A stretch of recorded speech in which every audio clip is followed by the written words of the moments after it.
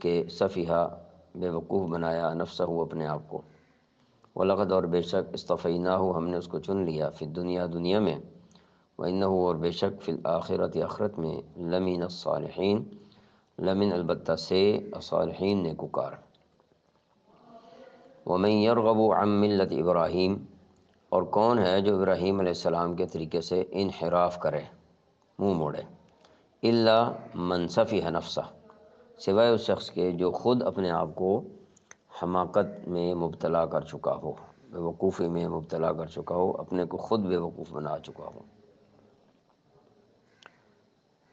حضرت ابراہیم علیہ السلام کی دعا کا پہلے ذکر ہوا، اب آپ کی ملت کا بیان ہو رہا ہے، ملت ابراہیمی جس پر کہ ہم سب ہیں۔ یعنی ملت ابراہیمی جو ہے وہ تو عین دین فطرت ہے، اس کی تعلیمات سلیم الطبع لوگوں کے لیے ہیں، اور سلیم الطبع سے مراد یعنی طبع سلیم جو ہے، جس کی طبیعت اور فطرت مسخ نہیں ہوئی، تو فرمایا یہ تو طبع سلیم کے عین مطابق ہے، لہٰذا جو طبع سلیم والے لوگ ہوتے ہیں، فطرت سلیمہ والے لوگ ہوتے ہیں،